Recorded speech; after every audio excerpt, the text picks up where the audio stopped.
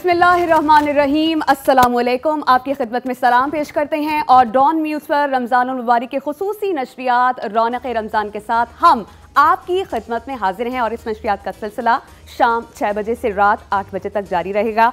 हमारे शो का फॉर्मेट है कि शाम 6 बजे से 7 बजे तक हम कुकिंग काउंटर पे शेफ़ के साथ मौजूद होंगे जो हमें अच्छी अच्छी रेसिपीज़ बताएंगे, ना सिर्फ पाकिस्तान से बल्कि ऑल ओवर द वर्ल्ड के जहाँ पर जो मुस्लिम ममालिक हैं वहाँ पर अपने दस्तरखान की जीनत को कैसे बढ़ाया जाता है, कौन सी अच्छी अच्छी रेसिपीज़ जो बहुत क्विक होंगी उसको हम बना सकते हैं। और शाम 7 बजे से 8 बजे तक हमारे साथ मुस्तनद उलमाए कराम मौजूद होंगे जो आज के टॉपिक पर हमसे बात कर सकेंगे, मुफ्ती नूर रहमानी साहब और डॉक्टर सरवत अस्करी साहिबा। आज का हमारा टॉपिक है रोज़े की असल रूह। जो इस्लाम है जिसके हम पैरोकार हैं, हम मुसलमान हैं, हम इस्लाम के हमारे मज़हब के 5 अराकीन हैं जिसमें तौहीद, नमाज, रोज़ा, ज़कात और हज है। तो हमने आज खुसूसन रोज़े की रुख पर बात करनी है कि जब हम रोज़ा ऑब्ज़र्व कर रहे होते हैं तो हमारी क्या क्या कोशिश होती है। हमारी कोशिश ये भी होती है कि हम बुराई से बचें और हम झूठ नहीं बोलें, हम लोगों के साथ अच्छाई के साथ पेश आएँ, नेकी की तलकीन करें। और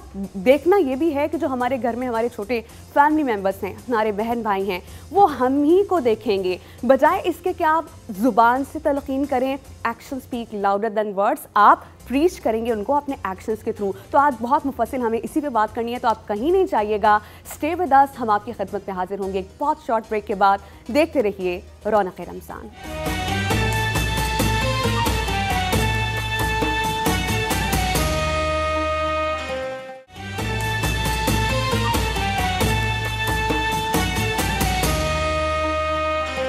welcome back after the break. एक बार फिर आपकी खिदमत में हाजिर हैं। आज का हमारा टॉपिक रोज़े की रूह पर है, इस पर हम बात करें। लेकिन जैसे कि हमने आपसे कहा था कि ब्रेक के बाद हमारी आपकी मुलाकात होगी कुकिंग काउंटर पर शेफ़ सुदेश आदम के साथ, बीच लग्जरी होटल से हैं। अस्सलाम वालेकुम शेफ़ सुदेश। कैसी हैं? बिल्कुल ठीक। अच्छा शेफ़, हमें ये बताइएगा कि आज हम अपनी जो रेसिपी है उसका इंतखाब हमने किस खित्ते से किया है और नाम क्या है, खासियत क्या है इस डिश की? आज हम बना रहे हैं लेबनान से हमने एक डिश ली है। जैसे लेबनान में बहुत सारी डिशेस बनती हैं योगर्ट के साथ और डिफरेंट डम्पलिंग, तो आज हम डम्पलिंग बना रहे हैं, यानी ये शीश बुराक कहते हैं, लेबनीज़ शीश बुराक। ये हमने इंग्रेडिएंट्स बताइए हमें। हम सबसे पहले इसमें हम लैम्ब का कीमा है हमारे पास और हमारे पाइन नट्स हैं। इसके साथ हमारे पास इसका हरीसा है। हरीसा जस्ट लाइक का एक चिली पेस्ट होता है लेबनान का वो, लेकिन पंजाब में तो हरीसा किसी और ही चीज़ को कहते हैं। जी, वो हरीसा किसी और को कहते हैं, बट ये हमने चिली पेस्ट हमारा जो है ना, इसका चिली का हरीसा बनाया है। क्यूमिन लिया है, सॉल्ट और गार्लिक एंड ऑलिव ऑयल वगैरह। ऑलिव ऑयल हमारे साथ। और इसके जो मसाला जाते हैं उसमें क्या क्या है? मैं इसमें सिर्फ हम जो है ना, नहीं काली मिर्च नहीं, हमने सिर्फ इसके क्यूमिन पाउडर लिया। ओके, और साथ में सॉल्ट का ऐड होगा इसमें? सॉल्ट ऐड लेंगे, वो तो हमारे पास ऐड टू टेस्ट होगा। और हमें ये भी बताइए कि कितना कम वक्त लगेगा इस डिश को तैयार होने में? इंशाल्लाह इसको बनाने में हमें सिर्फ 20 मिनट्स चाहिए। Very nice. तो फिर बाकायदा आगाज़ करते हैं इंशाल्लाह। सबसे पहले हम इसके अंदर सॉल्ट ऐड करेंगे।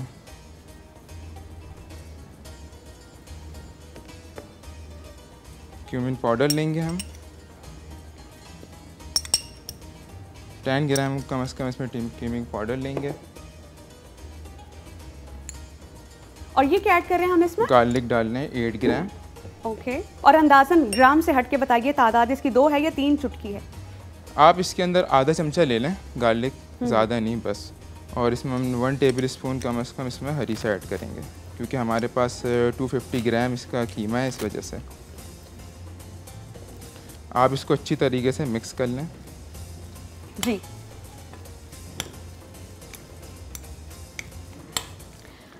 एक बार फिर हमारे व्यूअर्स को बता दें कि हमने जो कीमा है उसमें हमने क्या क्या ऐड किया है।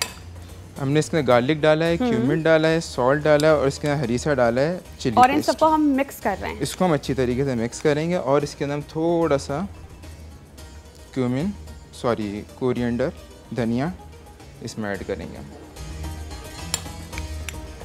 इसको अच्छी तरीके से हम मिक्स कर लेंगे। ग्रीन हर्ब्स तो वैसे बहुत अच्छी होती हैं और जो पार्सले है वो इसके टेस्ट को मजीद इन्हांस कर देता है। और हमारी हर डिश में पार्सले नहीं है, ये कोरिएंडर है, ग्रीन कोरिएंडर, फाइन, हरा धनिया है, सॉरी।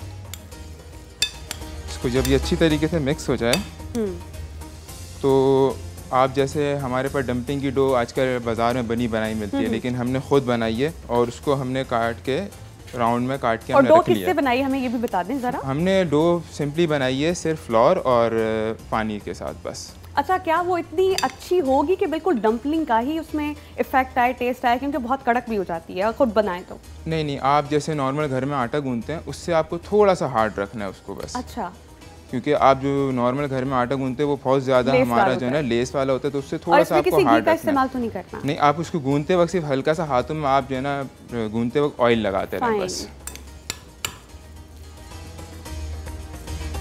हम बाकायदा अपनी रेसिपी का आगाज़ कर सकते हैं। हमारे व्यूअर्स इस शो का हिस्सा बन सकते हैं बाय डायलिंग 0800 144 55। अब हम देखना है कि हमारे जो डम्पलिंग्स बिल्कुल तैयार करदा शेप में पड़े हुए हैं उसको, उसमें जो हमने अपनी फिलिंग तैयार की है कीमे की, उसको रख के उसकी रैपिंग या जिसे कहें कि उसकी बाउंडिंग बहुत सीखने वाला काम है। मैंने डम्पलिंग्स कभी नहीं बनाए, लेकिन अच्छा होगा कि अगर मैं आज बनते हुए देखूं और देखें कि इसको बंद किस तरह किया जाता है।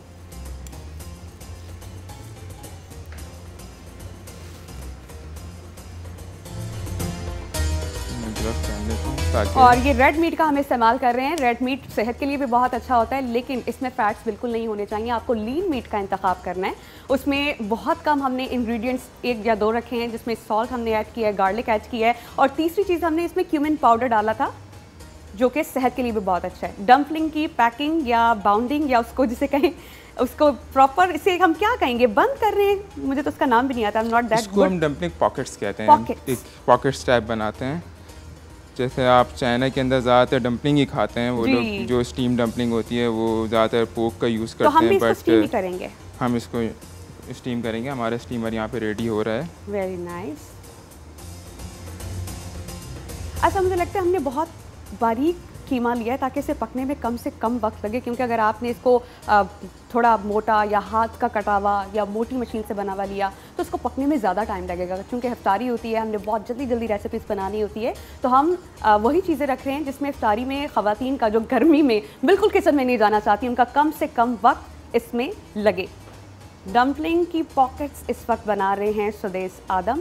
अगर आप इस रेसिपी के बारे में कुछ भी जानना चाहते हैं तो आप 0800 144 55 डायल करके इस शो का हिस्सा बन सकते हैं। कोई अच्छी डिश जो आप नहीं बना सकते, बनाना चाहते हैं, या आपको लगता है कि कुछ कम रह गया इसमें, सीखा जाए, तो आप अपनी फरमाइश हमारे सामने रख सकते हैं। हम कोशिश करेंगे किसी ऐसे दिन का इंतखाब करें जिसमें आपकी फरमाइशें पूरी की जाएँ। अच्छा, मुझे बताइए, हम जो पॉकेट्स बना रहे हैं डम्पलिंग की, इसको बंद करने के लिए आप कुछ लिक्विड इस्तेमाल कर रहे हैं। ये तो मुझे बिल्कुल नहीं पता चला कि कौन सा लिक्विड था। कॉर्नस्टार्च है मेरे पास। कॉर्नस्टार्च है, इसका मैं थोड़ा सा पानी यूज़ कर रहा हूँ बस। और इसके लिए एग का इस्तेमाल नहीं हो सकता? नहीं, एग इस्तेमाल नहीं कर सकते आप इसके अंदर।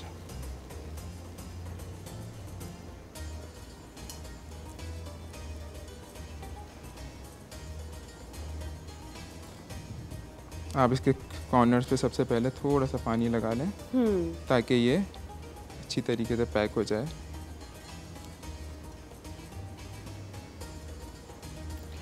वो कौन सा ऑयल पड़ा हुआ है?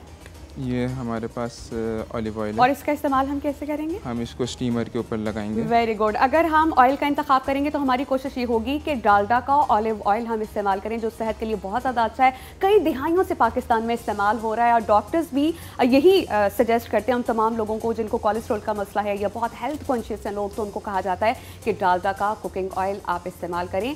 ऑलिव ऑयल जो कि आप वैसे भी यूज़ कर सकते हैं अपनी सलाद वगैरह में, लेकिन अगर आपने बहुत कम उसको पकाना हो तो उसमें भी, जिसे लाइट कुकिंग कहा जाता है, उसमें इस्तेमाल कर सकते हैं। हमारा स्टीमर भी रेडी है। स्टीमर हमारा बिल्कुल रेडी हो चुका है। हमने बहुत देर से, जब से हम अपनी ये डम्पलिंग पॉकेट्स रेडी कर रहे हैं, उस वक्त से हमने स्टीमर को रखा हुआ है। स्टीमर बिल्कुल ऑन हो चुका है और रेडी भी है।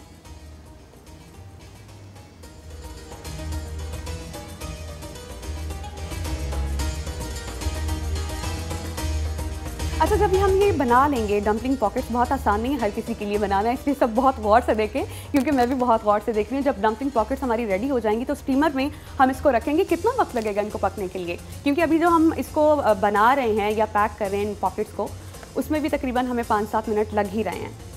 हमें कम से कम, हम अपनी इसके बाद हम अपनी स्मूथी बनाएंगे, तो हमारी जब स्मूथी रेडी हो जाएगी तो ये ब्रेक के बाद रेडी हो जाएगा। हमारी जो सेकंड रेसिपी है वो मैं अपने व्यूअर्स से शेयर करना ही भूल गई। हमारी सेकंड रेसिपी है सनशाइन स्मूदी, जो आज हमारे शेफ़ बनाएंगे सुदेश आदम। इसमें हमने 2 स्पेशल इंग्रेडिएंट्स का इस्तेमाल किया है। उसमें होगा हमारे पास तरबूज और पाइनएप्पल का पानी, उनको हम इस्तेमाल करके बहुत अच्छी से हम रेसिपी बनाएंगे, क्योंकि हमारी कोशिश होती है कि गर्मियाँ बहुत ज़्यादा हैं, हमारे दस्तरखान पे ऐसी तमाम चीज़ें मौजूद होनी चाहिए जिससे हम अपनी भूख भी मिटा सकें, हमें फ़रहत मिले, हमें थोड़ी एनर्जी मिले, क्योंकि गर्मियों के रोज़े थोड़े तवालत का भी इख्तियार तवील भी होते हैं। इसके अलावा दूसरी चीज़ ये कि गर्मी वैसे भी आपको बहुत डिहाइड्रेशन हो जाती है, तो कोशिश होती है कि अपने जिस्म में तमाम तवानाई को हम पूरी करें। तो हम सेहत बख्श रेसिपीज़ रख रहे हैं और बहुत कम वक्त में तैयार होने वाली रेसिपीज़ आप लोगों के सामने रख रहे हैं, ताकि आप असर के बाद सो के उठें और आराम से अपनी रेसिपी को रेडी कर सकें। यानी ख़वातीन को बहुत मुश्किल लगती है, बहुत हैवी चीज़ें 3-3, 4-4, 5-5 डिशेस बनाना किचन में जाके, तो ये आसान नहीं होता जब आपने अपनी तमाम इबादत भी करनी हो और फैमिली को भी देखना हो, कुकिंग को भी देखना हो। और बहुत से लोग कोशिश करते हैं कि बाज़ारी चीज़ों का इस्तेमाल ना हो, और इसी नुक्ते को मद्देनज़र रखते हुए हम कोशिश कर रहे हैं कि कम वक्त में तैयार होने वाली अच्छी क्विक रेसिपीज़ जो बहुत सेहत बख्श भी हों, आप जिससे कहें कि मज़ा भी आपको खाने में, बहुत हैवी भी ना हो, हम वो रेसिपीज़ आपके साथ शेयर कर रहे हैं। हमारी 5 डम्पलिंग बन चुकी हैं, हम अब लास्ट बना लेते हैं, और ताकि इसको फिर हम स्टीमर में रखें। अच्छा, डम्पलिंग इसी तरह ही बनाई जाती हैं, यानी इसके लिए कोई देसी तरीका तो नहीं है हमारे पास? नहीं, हम और भी बहुत सारे स्टाइल्स हैं इसके, क्योंकि बटरफ्लाई स्टाइल में भी मैंने डम्पलिंग सीखी हैं, बट वो फिर हमारी ख़वातीन नहीं बना सकती। मैं यही आपसे जानना चाह रही थी, कोई और भी तरीके हैं इसको बनाने के? बहुत सारे तरीके होते हैं डम्पलिंग्स के, जो बहुत सारे शेप्स होते हैं, जब आप यूट्यूब पे सर्च करेंगे तो आपको इजीली मिल जाएंगी। बट लेकिन मुझे ऐसा लगता है कि कोई ख़ास रेसिपी है, कोई ख़ास डिश है, कोई ख़ास चीज़ है, उसको जिस चीज़ से, जिस शेप से मंसूब किया जाता है उसको वैसे रहने देना चाहिए, छेड़ना नहीं चाहिए। अब हम क्या कर रहे हैं शेफ? स्टीमर को ऑयलिंग कर लेंगे अपने स्टीमर के।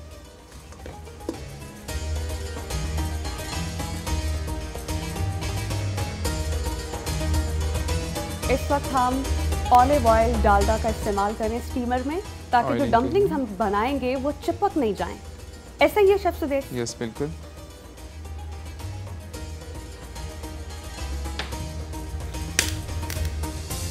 कितनी पॉकेट्स रेडी हुई हैं हमारी?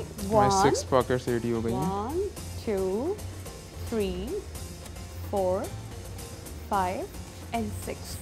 Thank you. और शेफ सुदेश हमें ये भी बताया कि इसकी सर्विंग होती किस तरह? अगर ये रेडी हो जाते हैं, इनको थोड़ा टाइम तो लगेगा, लेकिन इसको हम जब सर्व करते हैं तो क्या इसके साथ कोई हम सॉस, कोई ऐसी चीज़ रखते हैं जिसके साथ हम इसको सर्व कर सकें? हम इसके साथ अभी जो बना रहे हैं वो हम बना रहे हैं योगर्ट सॉस। योगर्ट का सॉस बना रहे हैं हम इसके साथ, क्योंकि ये लेबनीज़ डिश है, तो हमें जो है ना इसके साथ हम योगर्ट का सॉस बनाएंगे। तो कौन कौन से इंग्रेडिएंट्स हम इस्तेमाल करेंगे इसमें? इसमें हम इस्तेमाल करेंगे योगर्ट, कॉर्न स्टार्च, और फिर इसके बाद हम इसके ऊपर योगर्ट और कॉर्न स्टार्च डाल के फिर हम बटर और हरा धनिया का इस पे हम जस्ट लाइक जिसे कहते हैं तड़का जिसे कहते हैं वो हम लगाएंगे इसके ऊपर, और फिर इसके बाद हम पाइन नट्स। चलें फिर हम स्टार्ट करते हैं इसको बनाना।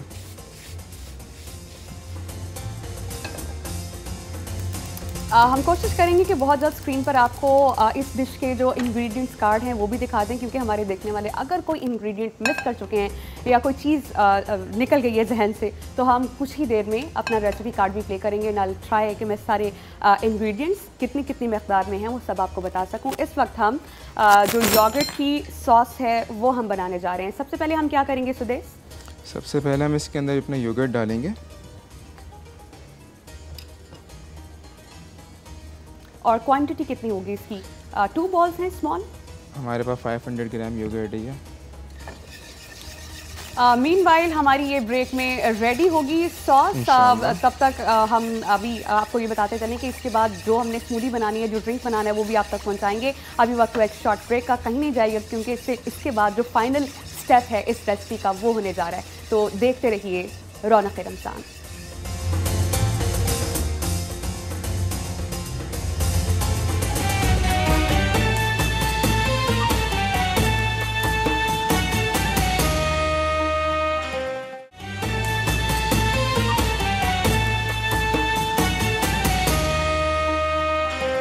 ब्रेक के बाद एक बार फिर आपको खुशामदीद कहेंगे। शेफ़ काउंटर पे हम उनके साथ मौजूद हैं। आज की डिश है लेबनीज़ शीश बैरक। लेबनान से इस डिश का इंतखाब किया गया है। और दूसरा जो ड्रिंक हम बना रहे हैं दैट इज़ सनशाइन स्मूदी, जो आज हम बनाएंगे। शेफ़ के पास चलते हैं कि उन्होंने जो हमारी रेसिपी है वो कितनी मुकम्मल कर ली है। जी शेफ सुदेश बताइएगा, आप क्या तैयार कर रहे थे अभी? हमारे डम्पलिंग रेडी हो चुके हैं ऑलमोस्ट, और हमारा सॉस भी रेडी है, योगर्ट सॉस। इसमें हमने योगर्ट डाला है और कॉर्न स्टार्च इसके अंदर हमने ऐड करके इसको हमने मिक्स कर लिया अच्छे से। उसमें हल्का सा हमने सॉल्ट डाला है। इसमें आप और कुछ भी नहीं डालेंगे। हमने इसमें कॉर्न स्टार्च इस वजह से डाला है ताकि ये हमारा योगर्ट स्टक रहे, ताकि कर्ड ना हो हमारा। फाइन। अब हम अपना ये निकाल लेते हैं। खूबसूरत डम्पलिंग्स तो बिल्कुल रेडी हो गई हैं। ड्यूरेशन बताएंगे शेफ सुदेश, हमने कितना इनको पकाया है इसमें? हमने 20 मिनट्स बनाया है। ऑलमोस्ट ये हमारी पक चुकी हैं। अब हम इसके और 20 मिनट में भी ये इसलिए रेडी हुई थी क्योंकि हमारा स्टीमर हमने बिल्कुल हॉट रखा था, बिल्कुल पहले से ही ऑन करके पहले से ऑन कर दिया था। अभी आप स्क्रीन पर देख सकते हैं इंग्रेडिएंट कार्ड, जिसमें लैम्ब का मिंस है, गार्लिक, क्यूमिन क्रश हमने ऐड किया है, फ्लोर का इस्तेमाल किया है, salt, olive oil, butter, yogurt और पाइन नट्स हम इस रेसिपी में इस्तेमाल करेंगे। आज की डिश का इंतखाब हमने लेबनान से किया है, लेबनीज शिश बैरक है ये, और हमने अपनी विद योगर्ट सॉस। अब हम इसके ऊपर इसका हम जो फाइनल जिसका टच रह गया है वो हम करेंगे। अब हम इसके ऊपर इसका तड़का लगाएंगे। और उसके लिए हमें क्या क्या दरकार है? इसके लिए हमारे पास butter, garlic and coriander. Garlic से तो टेस्ट बहुत अच्छा आ जाएगा इसका।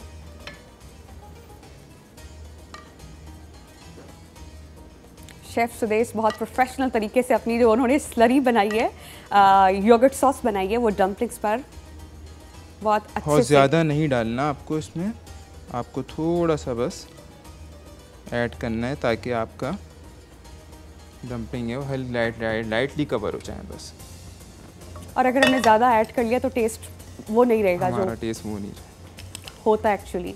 बटर हमने ऐड कर दिया पैन में, और उसके बाद जो इंग्रेडिएंट हम इसमें ऐड करेंगे दैट इज़ गार्लिक ले लेंगे, और उसके बाद इसको सौते करेंगे, राइट? बिल्कुल यस। तो हम सॉफ्टली सौते करेंगे ताकि अच्छा सा हमारा गार्लिक सौते हो जाए।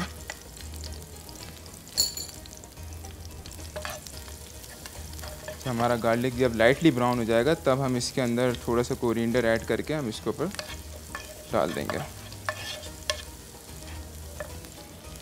बहुत खूबसूरत स्मेल भी आ रही है। मैं अपने देखने वालों को तमाम को बता दूं कि गार्लिक जैसे ही बटर में हल्का सा सौते होता है, पकना शुरू होता है, तो पूरा स्टूडियो इस महक से बिल्कुल भर जाता है, इसकी खुशबू से। गार्लिक हमारा तकरीबन हो चुका है सौते, और इसमें हम हरा धनिया ऐड कर रहे हैं। वाओ! इसके ऊपर हम अपने ब्यूटीफुल, दैट्स इट। हमारी डम्पलिंग्स रेडी हैं और अब हम बनाने जा रहे हैं अपना सनशाइन स्मूदी टुडे। इसका इंग्रेडिएंट्स क्या क्या होंगे शेफ सुदेश? सनशाइन स्मूदी हमारे पास आज है कैरेट का juice, cashew nuts and banana, ginger और शुगर। और सबसे पहले हम क्या करेंगे? Lemon juice. सबसे पहले हम अपना थोड़ा सा इसके अंदर पाइनएप्पल का जूस डालेंगे, और इसके अंदर हम अपने सारे कैश्यू नट डाल देंगे। ये हमारे पास 25 ग्राम लिया हमने। कम से कम 2 टेबलस्पून होंगे। 2 टेबलस्पून इजीली।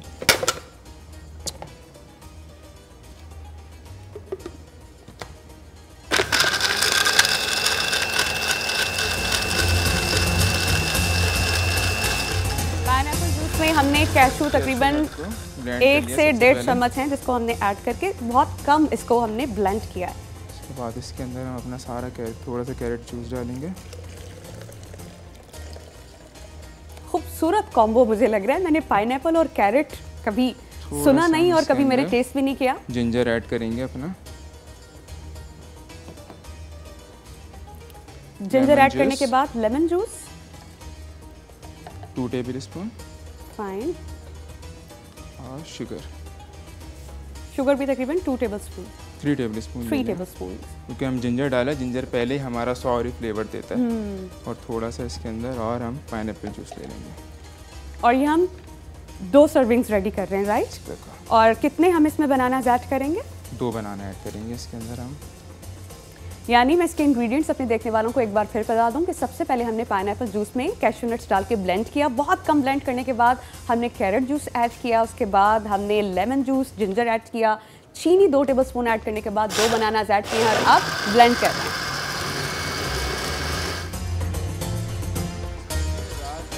का यूज़ करते हैं, बट ये हम सनशाइन स्मूदी के अंदर आज हम इसमें कोई मिल्क का इस्तेमाल नहीं कर रहे हैं। और सनशाइन देखें कलर भी वैसे बन गए हैं, पहले ये फ्लेम रेड था, सबसे पहले तो रेड था, फिर फ्लेम रेड और अभी मतलब बीच का कलर है पिंक सा, थोड़ा सा येलो स्टोन भी आ रही है, तो बिल्कुल इसके कलर्स के लिहाज से इसका नाम रखा गया है सनशाइन स्मूदी। सारे आइस ऐड कर देंगे इसमें।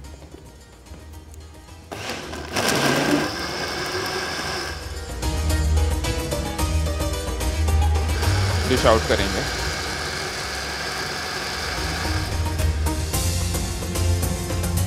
और जो कलर बना है स्मूदी का वो वाकई बता रहा है कि ये सनशाइन स्मूदी ही है। स्मूदी नॉर्मली मिल्क में बनती है जैसा कि शेफ सुदेश आदम ने भी हमें बताया, लेकिन सिर्फ 2 जूसेस का इस्तेमाल किया है इसमें और जिंजर ऐड किया था, लेमन जूस, और हमारी सनशाइन स्मूदी भी रेडी हो गई है।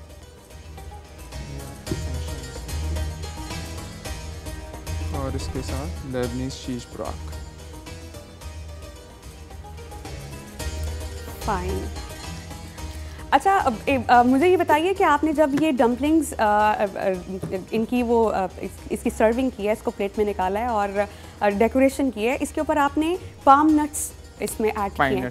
पाइन नट्स, तो इसकी मुझे बताइए इसका इसके साथ लिंक क्या बनता है पाइन नट्स का? मतलब नट्स बहुत कम ऐसा होता है कि हम खाने में इस्तेमाल करें। अरेबिक जितने भी कंट्रीज हैं वहाँ पे नट्स का बहुत ज़्यादा इस्तेमाल होता है कि ये एक ऐसी यूनिक डिश है, तो इस वजह से हमने यूनिक इसका साथ हमने नट्स लिया है, क्योंकि ये बहुत ज़्यादा एक्सपेंसिव भी है हमारे पास कराची के अंदर और पूरे ऑल ओवर द वर्ल्ड इसको गोल्ड के उसमें कहा जाता है।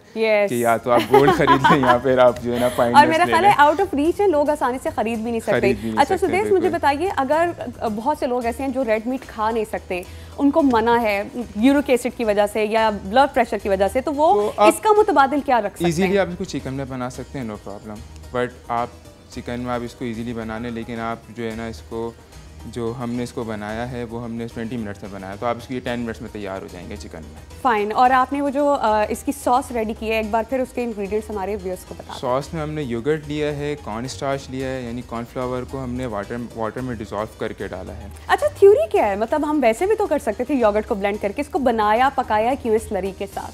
क्योंकि अगर हम इसको योगर्ट को नहीं पकाएंगे तो फिर वो सॉस नहीं कहलाएगा, फिर आप डायरेक्ट योगर्ट को आप जो है ना फेंट के डालते हैं तो वो हमारा जो है ना और सही टेस्ट भी नहीं आएगा और वो डिश भी वो नहीं रहेगी। क्योंकि ये एक अरेबिक डिश है, अरब में ज़्यादातर जो है ना योगर्ट का इस्तेमाल किया जाता है, सही है, क्योंकि वहाँ गर्मी होती है, गर्मी की वजह से वो लोग योगर्ट खाते हैं, तो इस वजह से हमने एक योगर्ट जो है ना उनका एक योगर्ट सॉस बनाया है। और मुझे ये भी बताएं शेफ सुदेश, अगर अपनी मर्जी से हम इसके इंग्रेडिएंट्स कम ज़्यादा करना चाहें, जैसे आपने हरे धनिया का इस्तेमाल किया, बहुत से लोगों को नहीं पसंद होता, और अगर इसमें कुछ और बनाना चाहें तो कर सकते हैं? जी बिल्कुल कर सकते हैं, क्योंकि we all are a chef. हम खुद जो है ना जब घर में इतने सारे एक्सपेरिमेंट्स कर रहे होते हैं तो हम इन चीज़ों में भी एक्सपेरिमेंट्स करते हैं। बहुत शुक्रिया शेफ सुदेश हमारे साथ मौजूद थे और बीच लग्जरी होटल से ही हमारे साथ मौजूद थे। उन्होंने हमें तमाम चीज़ें आज की रेसिपी के हवाले से हमें बताई हैं। लेबनान कंट्री था जहाँ से हमने लेबनीज फिश प्रोडक्ट का इंतखाब किया और इसके साथ सनशाइन स्मूदी बनाई। स्मूदी में नॉर्मली दूध का इस्तेमाल किया जाता है, लेकिन 2 हमने जूसेस लिए हैं, पाइनएप्पल और कैरेट जूस, और इसी में हमने बहुत नट्स का इस्तेमाल करके बहुत अच्छी सी स्मूदी बना दी है। आई होप कि आप सबको आज की रेसिपीज पसंद आई होंगी। आप हमें अपना फीडबैक दे सकते हैं हमारे फेसबुक लिंक पर। इसके अलावा आप हमें कॉल भी कर सकते हैं और अपनी कीमती आरा से हमें बता भी सकते हैं। इसके अलावा अगर कभी आपको ऐसा लगे कि आप रेसिपी जानना चाह रहे हैं तो आप हमारे फेसबुक पे हमें मैसेज करके बता भी सकते हैं कि किस किस्म की रेसिपी जो आप बनाना चाहते हैं, हम आपको ज़रूर आपकी फरमाइश पूरी करेंगे। तो अभी हम लेंगे एक ब्रेक के बाद हम आपकी खिदमत में हाजिर होंगे और अज़ान मगरिब का वक्फा होगा, जिसके बाद शाम 7 बजे से 8 बजे का सेगमेंट हमारा होगा और उसमें हमारे मुस्तनद उलमाए कराम जिनमें मुफ्ती नूर रहमानी साहब, डॉक्टर सरवत अस्करी साहबा हमारे साथ मौजूद होंगी। और आज का जो हमारा टॉपिक है रोज़ा, उसकी असल रूह, उसकी अहमियत और फजीलत, इस पर हम बात करेंगे। कहीं नहीं जाइएगा, देखते रहिए रौनक रमज़ान।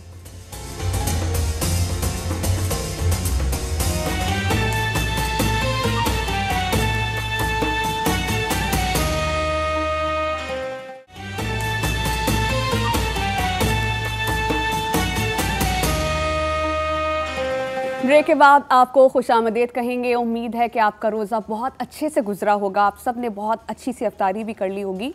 शाम 7 बजे से 8 बजे तक हमारे साथ स्टूडियोज़ में हमें ज्वाइन कर चुके हैं मुस्तनद उलमा कराम मुफ्ती नूर रहमानी साहब और डॉक्टर सरवत अस्करी साहिबा। आज का जो हमारा टॉपिक है वो हमने रोज़े पे बात करनी है कि रोज़े की असल रूह क्या है, इसकी अहमियत क्या है, इसकी फजीलत क्या है। ये इस्लाम के 5 अराकीन में से एक रुकन है। रोज़ा हमें तकवा का सब्र देता, तकवा का हमें लेसन देता है, सब्र का लेसन देता है, उबूदियत कैसे करनी है, अपने मालिक की शुक्रगुजारी कैसे करनी है, ये सब कुछ हम रोज़े से सीखते हैं। ये महीना हमें सिखाता है कि हमने नेकियां करनी है, हमने बहुत ज़्यादा भलाइयां करनी है। इस महीने में सदका खैरात बहुत ज़्यादा बढ़ा दिया जाता है, रिस्क को शादा कर दिया जाता है, जन्नत के दरवाजे खोल दिए जाते हैं और शयातीन को जकड़ लिया जाता है। रोज़ा हमारे लिए कितनी इंपॉर्टेंस रखता है और हमने रोज़े को लेकर किस तरह चलना है। नॉर्मली हम ऐसा करते हैं कि हम रोज़ा तो रख लेते हैं, लेकिन रोज़ा सिर्फ हमारे पेट का होता है, हमारे कान का, हमारी ज़ुबान का, हमारी आँखों का या हमारे जहन का नहीं होता। हम बुरा सोचते भी हैं, बुरा सुनते भी हैं, बुरा कहते भी हैं और हमारे हाथ भी गुनाह की तरफ क्यों बढ़ जाते हैं, हम क्यों नहीं रुक पाते। तो आज हम रोज़े पे बात करेंगे। सबसे पहला सवाल मैं रखूंगी सरवत अस्करी साहिबा के सामने। अस्सलाम वालेकुम डॉक्टर सरवत साहिबा। वालेकुम अस्सलाम। आपसे ये जानना चाहूँगी कि रोज़े की फ़र्जियत का हुक्म हमें हुआ कब से था और क्या जो हमारे फ़र्ज़ रोज़े हैं रमज़ान के, इससे पहले भी हम रोज़े रखा करते थे? बिस्मिल्लाहिर्रहमानिर्रहीम, अस्सलाम वालेकुम। मैं आप सबको मुबारकबाद पेश करती हूँ, आपको, आपकी पूरी टीम को। अल्हम्दुलिल्लाह आज हमने तीसरा रोज़ा अफ्तार कर लिया है और शुक्र परवरदिगार आलम तमाम उम्मत मुस्लिमा को इस रोज़े का अजर और सवाब अता फ़रमाए और अल्लाह की बारगाह में कबूलियत को दर्जा अता फ़रमाए। आमीन सुम्मा आमीन। अम्बिया मासबक के दौर में भी, अदवार में भी हमें रोज़ों का तज़किरा मिलता है और जिस तरीके से कि दीगर अम्बिया अलैहिस्सलातु वस्सलाम के हयात ज़िंदगानी में हमें दीगर इबादत का तज़किरा मिलता है, बिल्कुल वैसे ही रोज़े का भी तज़किरा मिलता है। और रोज़े की अगर शक्ल चाहे कुछ और हो, लेकिन बहरहाल ये अल्लाह रब्बुल इज़्ज़त का एहसान है हम पर कि उसने हमारे ऊपर 30 रोज़े वाजिब करार दिए। किसी ने पूछा इमाम हुसैन अलैहिस्सलातु वस्सलाम से कि मौला आखिर 30 रोज़े ही क्यों फ़र्ज़ किए गए, इससे कम या इससे ज़्यादा, यानी 25 भी हो सकते थे, 35 भी हो सकते थे, ये 30 ही रोज़े क्यों फ़र्ज़ किए गए? तो इमाम हुसैन अलैहिस्सलाम ने फरमाया, कहा कि 30 रोज़े इसलिए फ़र्ज़ किए गए ताकि 30 दिनों तक मुसलसल हम भूख को, प्यास को बर्दाश्त करते रहें और हम उन गरीबों की भूख और प्यास को तसव्वुर कर सकें, समझ सकें, जो कि पूरे साल इस मुश्किलात से गुजरते हैं, तंगदस्ती में रहते हैं। यकीनन। अगला सवाल आपके सामने रखना चाहूँगी मुफ्ती नूर रहमानी साहब। सबसे पहले तो आपको खुशामदीद कहेंगे इस शो में।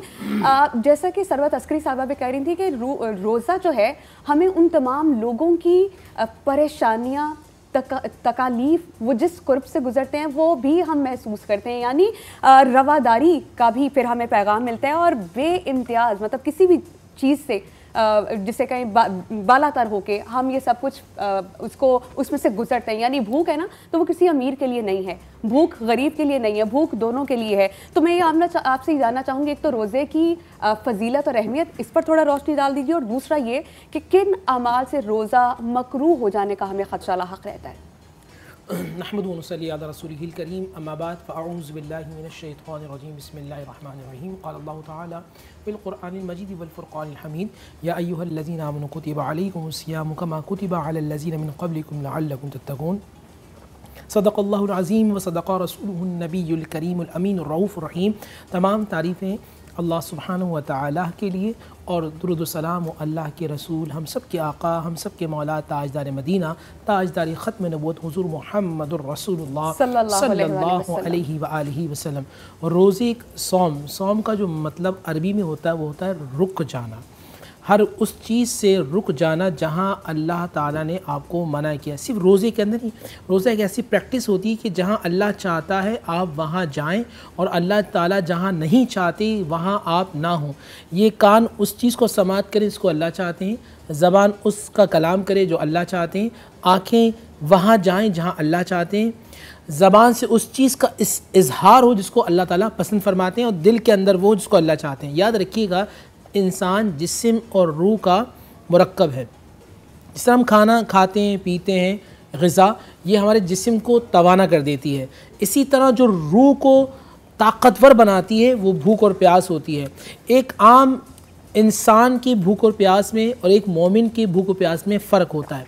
जब एक मोमिन अल्लाह के लिए भूखा प्यासा होता है तो दिल नूर बनाना शुरू कर देता है। जब इंसान का दिल नूर बनाना होता है तो वहाँ से रूहानियत और नूरानियत, यहाँ एक सिम है जो नूर को यानी कि जो प्रोडक्शन चल रही है, यहाँ की दिल जो है नूर को बना रहा है और वहाँ से नूर की रौनकें आ रही हैं। और फिर एक जगह ये भी पढ़ा गया कि नबी अलैहिस्सलाम के रोज़े मुबारक से एक नूर का तार होता है जो हर एक मोमिन के कल्ब के अंदर होता है। जब इंसान रोज़े के अंदर अल्लाह का जिक्र कर रहा होता है, यहाँ से नूर की प्रोडक्शन हो रही होती है, वहाँ से नूर आ रहा होता है, नबी के रोज़े मुबारक से नूर का तार होता है, ये मिलकर इंसान को कामिल बना देता है और इंसान उस तरह हो जाता है जिस तरह अल्लाह चाहते हैं। देखें, याद रखिएगा, इस पूरी कायनात के अंदर दो मखलूक़ात हैं, एक इंसान और जिन्नात को एक क्लास के अंदर किया और हैवानात को एक क्लास के अंदर किया, और फरिश्ते, तीन मखलूक़ात हैं।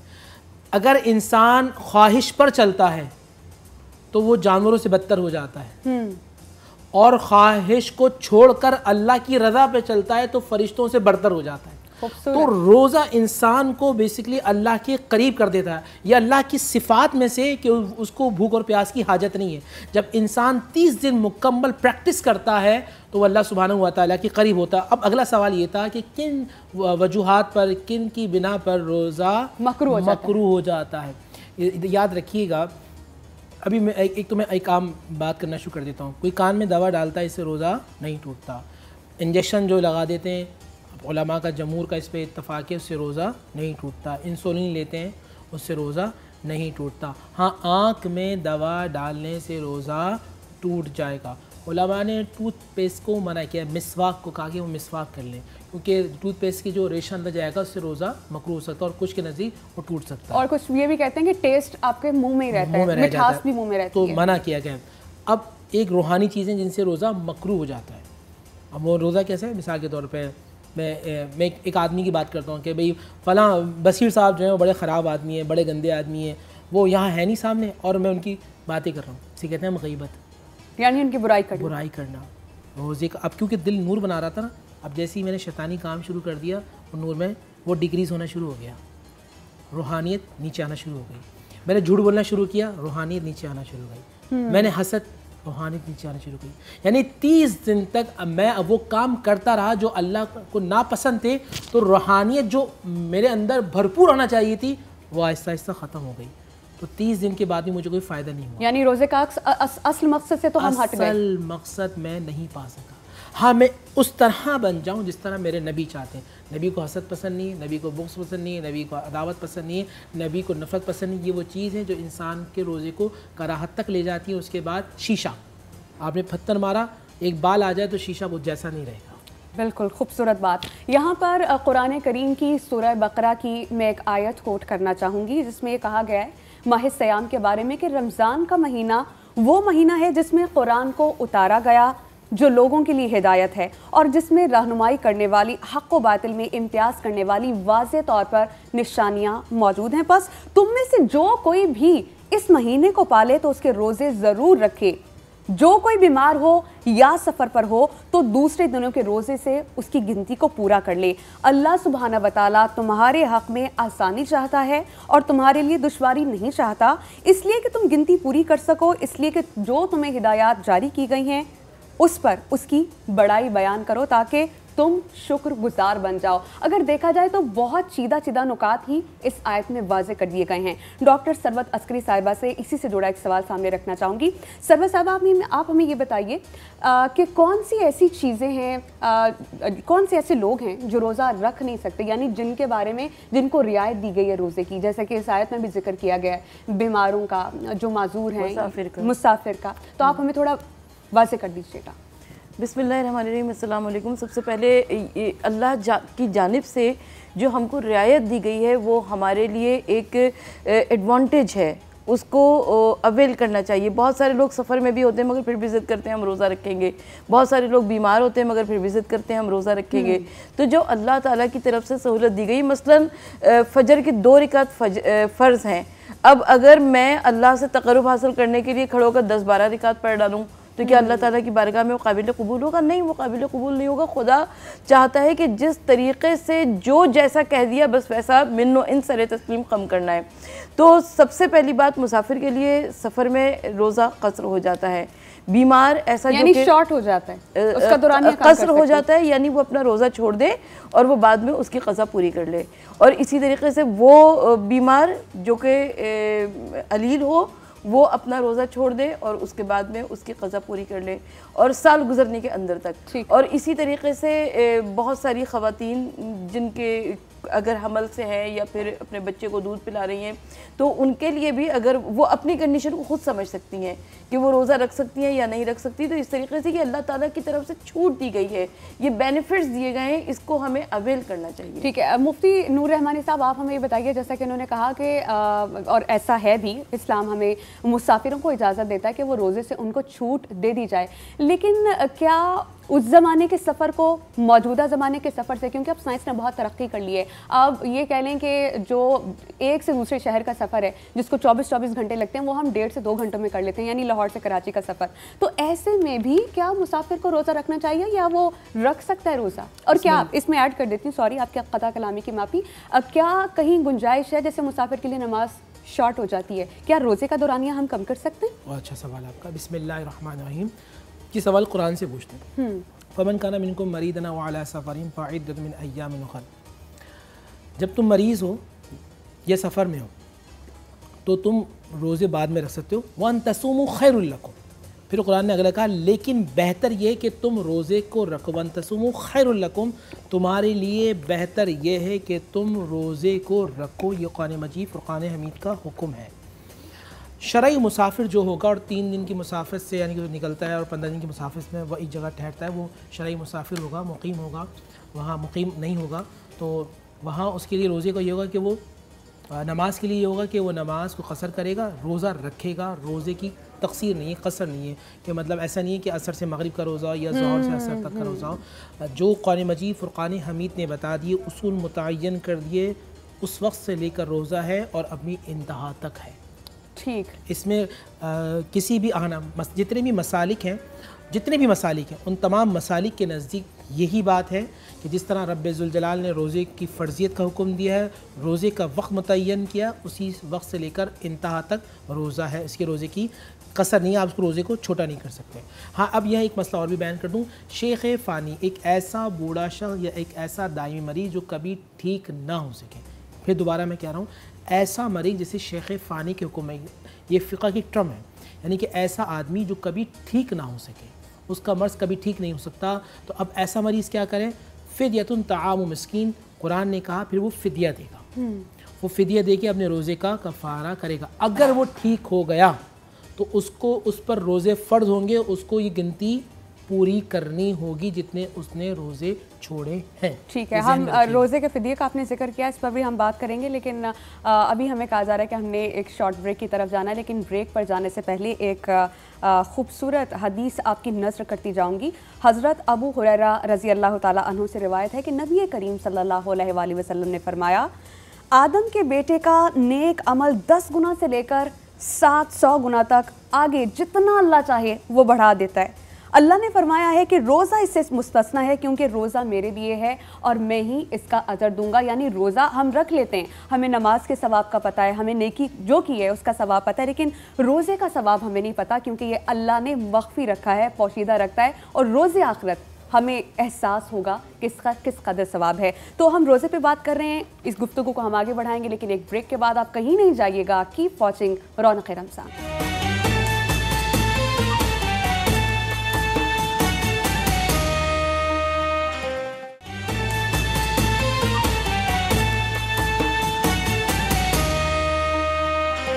ब्रेक के बाद आपको खुशामदीद कहेंगे और आज के टॉपिक पर हम बात करेंगे। टॉपिक हमारा है रोज़ा, उसकी असल रूह, उसकी अहमियत और फजीलत। आप अगर रोज़े से मुतालिक कोई सवाल करना चाहें तो आप इस शो का हिस्सा बन सकते हैं बाय डायलिंग 0800 14455। कोई सवाल हो इससे जुड़ा या इससे हट के भी मज़हब से मुतालिक आपको जानना चाहें तो हमारे पास मुस्तनद उलमाए कराम मुफ्ती नूर रहमानी साहब और डॉक्टर सरवत अस्करी साहिबा स्टूडियोज़ में मौजूद हैं। अपनी गुफ्तगू का आगाज़ करने से पहले, बल्कि गुफ्तगू का आगाज़ ही मैं एक हदीस से करूँगी। हज़रत उस्मान बिन अबिल आस से मरवी है कि उन्होंने नबी करीम सल्लल्लाहु अलैहि वसल्लम से सुना, आपने फरमाया कि रोज़ा जहन्नुम की आग से ढाल है, जैसे तुम में से किसी शख्स के पास लड़ाई की ढाल हो। तो सवाल आपके सामने रखूँगी मुफ्ती नूर रहमानी साहब, रोज़ा हमारी ढाल तो है, लेकिन मैंने एक हदीस ये भी पढ़ी है कि रोज़ा तुम्हारी ढाल है, लेकिन इस ढाल को फाड़ नहीं देना। इस ढाल को फाड़ने का क्या मकसद है, मतलब इसकी वजाहत कीजिए, क्योंकि अगर मुझे नहीं समझ आई तो बहुत से हमारे जानने वाले, सुनने वाले, देखने वाले जानना चाह रहे होंगे। एक हदीस मैंने पढ़ी और इमाम गज़ाली ने उसको अहल उलूम के अंदर लिखा। आज मैंने पढ़ी तो मतलब कुछ देर के लिए ना मैं ज़रा सख्ते के अंदर था। वो क्या था, वो ये था कि फरमाया गया उसमें कि गुस्सा जो है ना अल्लाह सुब्हानहू व तआला के गज़ब के शोलों में से एक शोला है। अल्लाह ताला के गज़ब के शोलों में से एक शोला है गुस्सा। और डरने वाली बात है। और जब जिस इंसान को भड़काया जाता है वो शोला उसको भड़का कर अल्लाह की जहन्नुम में ले जाता है। तो ये जो ढाल टूटती है ना, बेसिकली जो अल्लाह ने ढाल, अल्लाह तो चाहते हैं, अल्लाह चाहते हैं मैं और आप, हम जितने लोग हैं सब जन्नत में जाएं। जब भी हर रोज़ ऐलानात हो रहे होते हैं, है कोई बख्शिश मांगने वाला, है कोई रहमत मांग, वो चाहते हैं आप आइए, क्योंकि आप मोहम्मद रसूलुल्लाह की उम्मत हैं। हर उम्मत अल्लाह को चाहती है और अल्लाह इस उम्मत मुस्तफ़ा को चाहता है।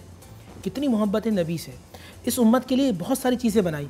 अब ढाल को तोड़ते किस तरह है? अभी मैंने कहा था, हमने किसी की हसद की, हमने किसी की ग़ीबत की, हमने अदावत की, हमने नफ़रत की, हमने लग़्व बात की। हदीस रसूल सल्लल्लाहु अलैहि वसल्लम है कि क़ौलुज़्ज़ुरूर, जिसने सख्त या फहश गुफ्तगू की, लैसा लिल्लाहि हाज्जा कमा क़ाल अलैहिस्सलातु वस्सलाम, हुज़ूर ने फरमाया उसको अल्लाह को उसको रोज़े की हाजत नहीं है। यानी कि हम उस ढाल को ख़ुद तोड़ रहे हैं। अब हमें करना क्या है? हमें करना ये कि हम दुरूद मुस्तफ़ा सल्लल्लाहु अलैहि वसल्लम पढ़ते रहें, हम इस्तिग़फ़ार पढ़ते रहें। यहाँ एक छोटी सी बात करूँगा और फिर जवाब देंगी हमारी बहन भी। वो ख्वाजा हसन बसीर रज़ी अल्लाह तआला अन्हु फरमाते हैं कि अरब में मैं जब किसी को लड़ता हुआ देखता था ना, दो शख्स लड़ रहे होते थे तो मैं बावाज़ी बुलंद करते था, सल्ले अला मोहम्मद सल्लल्लाहु अलैहि वसल्लम। इसका मतलब होता है हुजूर पे दुरूद पढ़ो। वो जैसे ही सल्ले अला मोहम्मद दुरूद पढ़ते थे, जिससे में नरमी आ जाती थी और गुस्सा ख़त्म हो। किसी ने पूछा आप इतना क्यों पढ़ते हैं? अब वो जुमला सुनिएगा नाज़रीन आप भी, और ये ढाल इंशाल्लाह आपकी हमेशा ढाल रहेगी। फरमाया कल क़यामत के दिन जब मैं अल्लाह की बारगाह में जाऊँगा, सुनिएगा तवज्जो से, और अगर अल्लाह अपने गज़ब के अंदर हुए तो मैं ज़ोर से कहूँगा अल्लाहुम्मा सल्ली अला मोहम्मद व आलि मोहम्मद। खूबसूरत। तो अल्लाह ताला का गज़ब नामे मोहम्मद सुनकर ठंडा हो जाएगा, ठंडा भी हो जाएगा, तो रहमत आ जाएगी। तो मैं चाहता हूँ अभी से ज़बान पे इतना नामे मोहम्मद हो कि जब मैं उसके सामने मोहम्मद का नाम लूँ तो अल्लाह का गज़ब ठंडा हो जाए।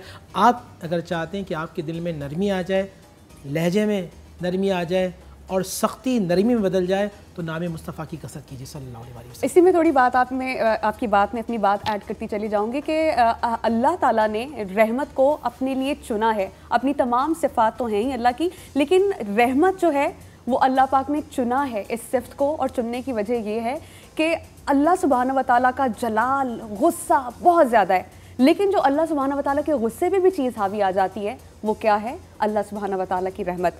हमारे साथ स्टूडियो में डॉक्टर सरवत अस्करी साहबा भी हैं, उनसे सवाल रखना चाहूँगी उनके सामने। डॉक्टर सरवत, आप हमें बताइए कि अब हमें पता तो है कि हम रमज़ान के रोज़े ऑब्ज़र्व कर रहे हैं, रख रहे हैं, क्या ज़रूरी है हर रोज़ उठकर नियत करना? और अगर कोई नियत करना भूल जाता है तो उसका रोज़ा क्या रोज़ा होगा? सबसे पहली बात है कि इन्नमल अमालु बिन्नियात, अमाल का दारोमदार नियतों पर है। और अगर कोई ज़बान से नियत के अल्फाज दोहराना भूल भी जाता है, लेकिन क्योंकि वो उठा है, उसने सहरी की है, उसने पूरा इरादा था उसके दिल में, लिहाजा परवरदिगार आलम उसके रोज़े को कबूल भी फरमाएगा और यकीनन अल्लाह की बारगाह में वो रोज़ा कबूलियत के दर्जे पहुँचेगा। इससे पहले बात हो रही थी गुस्से की, तो मैं एक कुरान की आयत का हवाला देना चाहती हूँ, इसलिए कि जो इसे अपनी ज़बान पर जारी करेगा परवरदिगार आलम उसके गुस्से को ठंडा फरमा देगा कि वल काज़िमीनुल गैज़ वल आफ़ीना अनिन नास वल्लाहु युहिब्बुल मुहसिनीन, कि जो अपने गुस्से को ज़ब्त कर लेते हैं परवरदिगार आलम और लोगों की ख़ताओं को माफ़ कर देते हैं, खुदावंद आलम ऐसे लोगों को महबूब रखता है। तो इसको अगर चलते फिरते उठते बैठते पढ़ा जाए तो पाक परवरदिगार आलम दिलों से जलाल को, गुस्से को ख़त्म कर देता है। बहुत खूबसूरत और मुफस्सल तरीके से आपने हमें बयान किया। इसी गुफ्तगू को आगे बढ़ाने से पहले हम एक कॉलर लेंगे, लाइव कॉल हमारे साथ है। अजीम हमें ज्वाइन कर चुके हैं कराची से। जी अजीम, क्या सवाल रखना चाहेंगे? आज के टॉपिक से जुड़ा हुआ है या कुछ हटकर? जी अस्सलाम वालेकुम सामिया, आपको और आपकी डॉन की पूरी टीम को बहुत बहुत रमज़ान मुबारक हो। आपको भी बहुत मुबारक हो। जी जी खैर मुबारक। डॉक्टर नूर रहमानी साहब से मेरा सवाल है कि बेसिकली ज़कात के लिए क्या एलिजिबिलिटी होनी चाहिए, मतलब जो ज़कात ले रहा है बंदा और हम जिसको अगर देना चाह रहे हैं मतलब ज़कात, तो मतलब उसके अंदर क्या क्या मतलब एलिजिबिलिटी होनी चाहिए, मतलब कि वो वाकई डिजर्व करता है कि नहीं, क्या क्या क्या पॉइंट्स होने चाहिए जिनको देख मुस्तहिकीन यानी मुस्तहिक आया वो शख्स है या नहीं। बहुत शुक्रिया अजीम, आपका सवाल हम तक पहुंच गया और यकीनन समझ भी पाए होंगे आप। मुफ्ती नूर रहमानी साहब, इससे पहले कि हम ये जवाब दें, हमें ये कहा जा रहा है कि हम एक ब्रेक की तरफ जाना है, तो हमारे व्यूअर्स कहीं नहीं जाइएगा। एक शॉर्ट ब्रेक के बाद हम आपकी खिदमत में हाजिर होंगे और गुफ्तगू के सिलसिले को आगे बढ़ाएंगे। कीप वॉचिंग रौनक रमज़ान।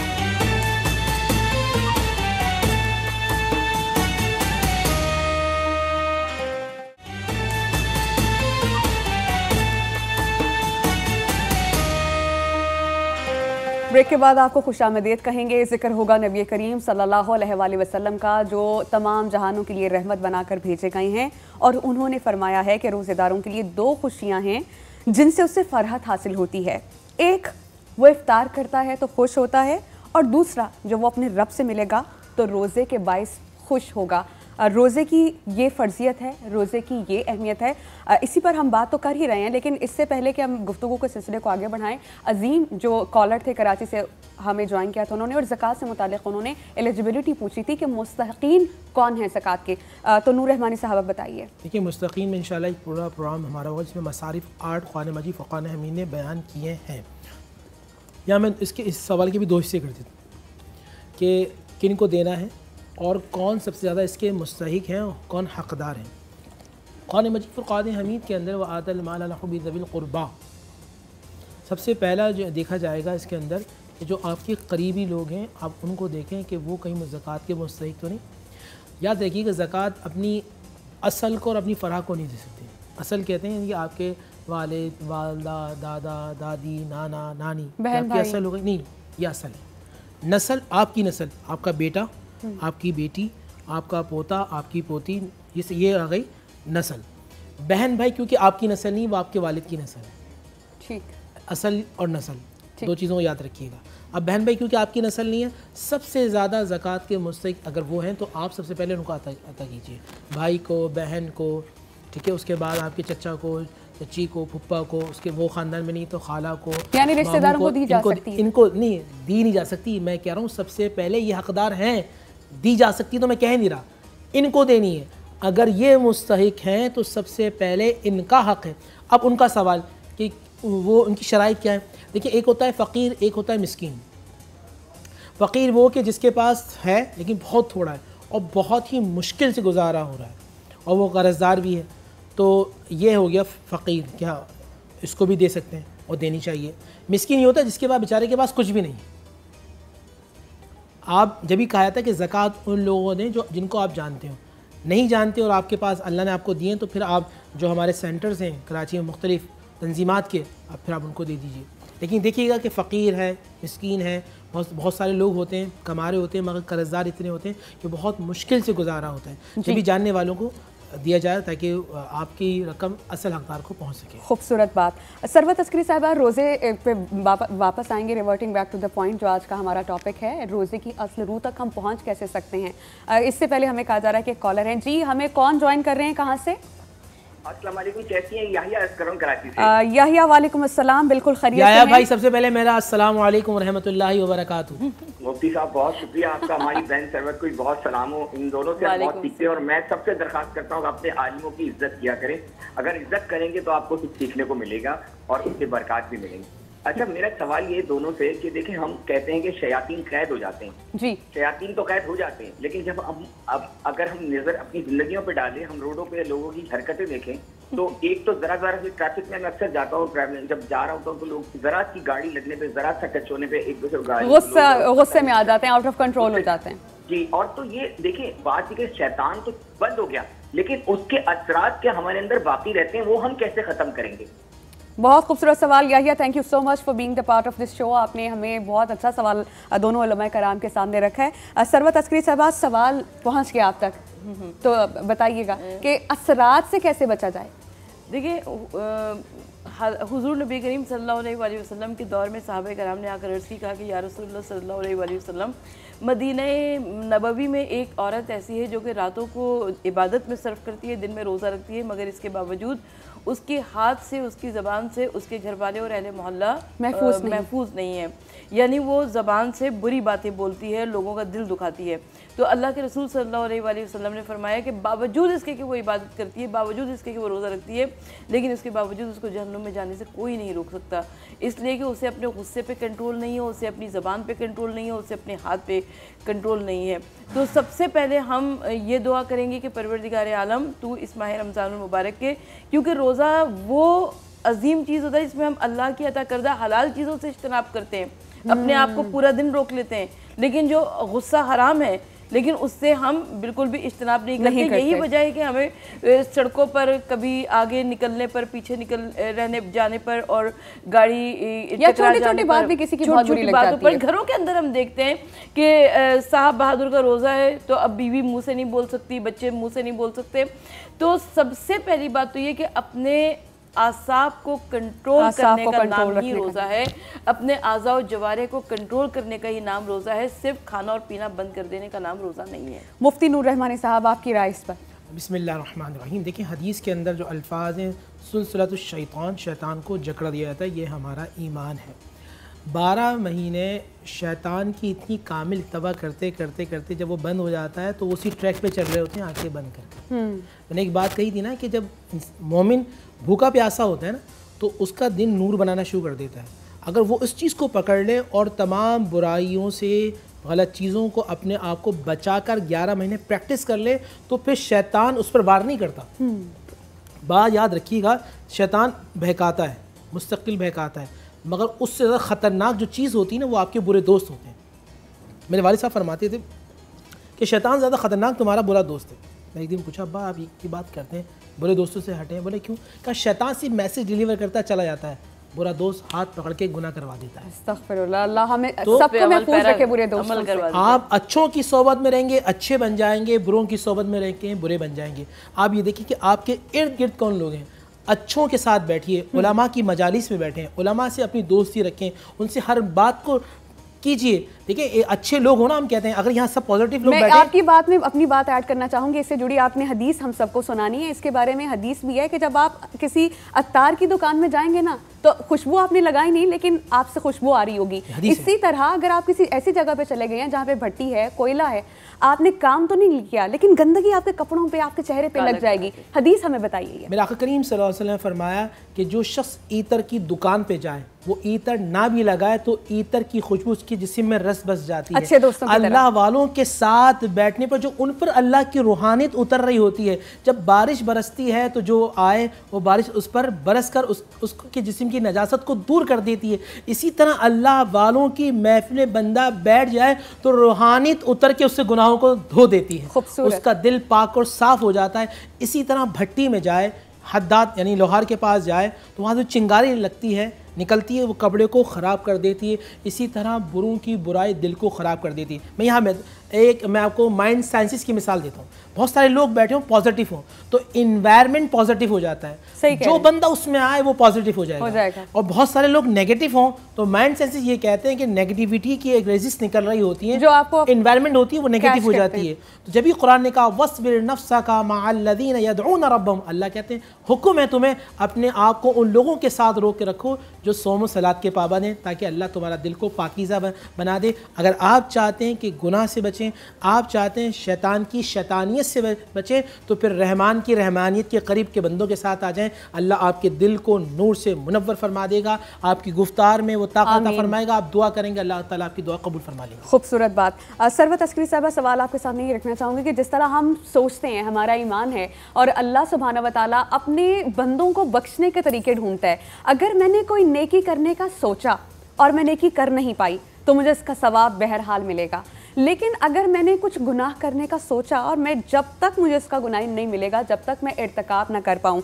आपसे ये पूछना चाहूँगी कि रोज़ा करने की जिस तरह अगर मैं नियत कर रही हूँ रोज़ा तोड़ने की, तो क्या मेरा इस नीयत करने से रोज़ा टूट जाएगा कि भाई मैंने रोज़ा तोड़ देना आज किसी भी वजह से? नहीं, सबसे पहली बात तो ये है कि पूरी इस्तिकामत के साथ रोज़ा रखिए, इसलिए कि इस वक्त मौसम बड़ा सख्त है।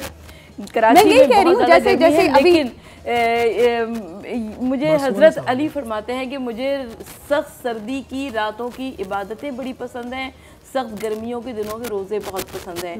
तो आप पूरी इस्तिकामत के साथ रोज़ा रखिए, क्योंकि रोज़ा आपके लिए तज़किये नफ्स का बाइस होगा और इरादा करने पर कोई रोज़ा नहीं टूटा, असर नहीं होता। अच्छा मुफ्ती साहब, आप मुझे बताइए, अगर इत्तेफाक से किसी भी शख्स का रोज़ा टूट गया है तो क्या उसे बाद में खाना पीना कर लेना चाहिए या अपने रोज़े को ऐसे ही लेके चलना चाहिए मगरिब तक? अब मैं आपको बताता हूँ, समझिएगा। गलती से आपने कुछ खा लिया, मतलब आपको याद नहीं था, आपने खा लिया, तो हदीस के अंदर है कि तुम्हें अल्लाह ने खिलाया जी, याद आते ही छोड़ देना है उस बात को, ठीक है। और आपका रोज़ा है, ये नहीं कि आप खाते रहें। अच्छा ठीक है, अब मिसाल के तौर पे एक यहाँ एक और मसला बयान कर दूँ।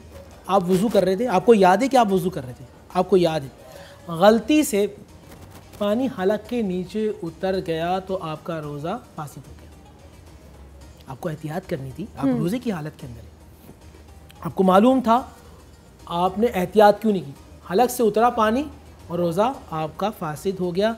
आप रमज़ान के बाद एक रोज़े की क़ज़ा करेंगे और जानते बूझते अगर आपने रोज़ा तोड़ा तो भी 60 दिन के मुसलसल रोज़े रखेंगे, ठीक, और 59 डेज़ पे आपने ब्रेक किया, आप फिर अगेन 60 डेज़ के रोज़े रखेंगे। यानी जब तक 60 की तकमील नहीं होगी तब तक एक रोज़े का कफ़ारा अदा नहीं होगा। फ़ुरक़ान हमीद और नबी अलैहिस्सलाम ने फरमाया सौमुद्दहर, कि जिस अगर तुम्हें क्या मालूम कि रोज़े की अफादियत रूहानियत क्या है, कि तुम ज़िंदगी भर भी रोज़ा रखो तो तुमने जो रोज़ा छोड़ा है तुम उसकी नूर इरफान को नहीं पा सकते, तुम उसके सवाब को नहीं पा सकते। तो माज़रत के साथ आज वो बहनें या वो भाई ज़रा सी तकलीफ़, ज़रा से बीमार हुए और जी रोज़ा नहीं रख सकते, ज़रा सोचें इन बातों पर।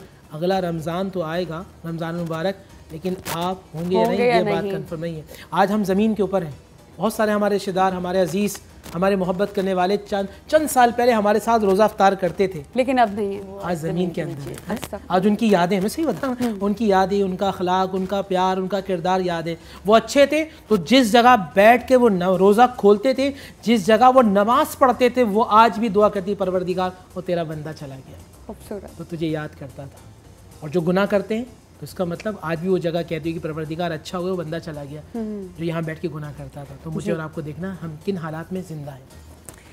आज हम रोज़े पे बात कर रहे हैं और बहुत मुफस्सिल, बहुत अच्छे अच्छे नुक्ते हम सामने रख रहे हैं। सूरह बकरा की आयत यहाँ पर कोट करना चाहूँगी।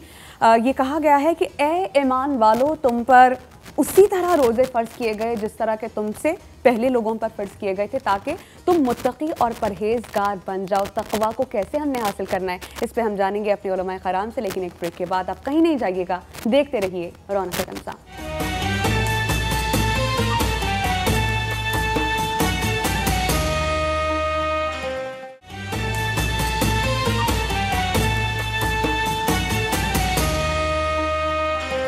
ब्रेक के बाद आपको खुशामदीद कहेंगे। बात हो रही है रोज़े की असल रूह तक पहुँचने की, रोज़े की अफादियत की, अहमियत की और फजीलत की।